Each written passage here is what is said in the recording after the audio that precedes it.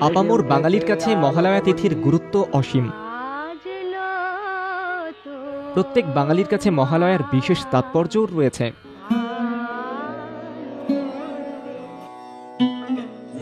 এদিন পিতৃপুরুষদের উদ্দেশ্যে করা হয় তর্পণ। এই তিথির মাধ্যমে শেষ হয় পিতৃপক্ষ। আমরা অনেকেই বলে থাকি মহালয়া মানে পিতৃপক্ষের অবসান আর দেবীপক্ষের শুরু, কিন্তু এটি তথ্যগতভাবে ভুল। মহালয়া তিথির মাধ্যমে পিতৃপক্ষের অবসান হলেও সেদিন নয়, পরের দিন সূচিত হয় দেবীপক্ষ।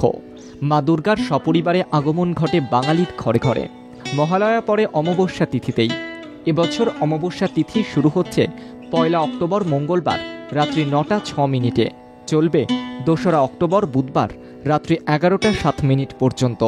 সেই হিসেবে মহালয়া উদযাপিত হবে বুধবার। শাস্ত্র অনুসারে পিতৃপক্ষের শেষ লগ্নে আসে মহালয়া। এই সময় পিতৃলোক থেকে পূর্বপুরুষেরা মর্তলোকে এসে বসবাস করেন নিজের পরিজনদের সঙ্গে। এরপর তারা আবার পিতৃলোকে ফিরে যান। এই সময়ে প্রয়াত পরিজনদের আত্মার যে সমাবেশ ঘটে তাকেই বলা হয় মহানলয়। আর সেই শব্দ থেকেই এসেছে মহালয়া শব্দটি। মহালয়ার সঙ্গে দুর্গাপুজোর কোনো সম্পর্ক না থাকলেও আজকের দিনটাকেই শারদোৎসবের সূচনা হিসেবেই পালন করে আপামর বাঙালি।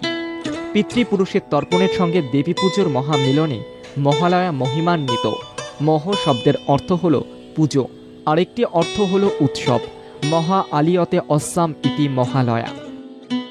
মহ তথা পুজো আর উৎসব শুভ মিলনে এই অমাবস্যার তিথি সত্যিই মহালয়া।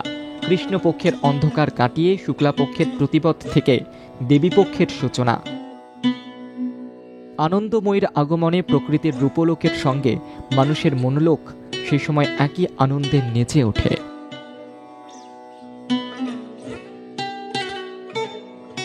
ব্যুরো রিপোর্ট, বাংলা জাগো।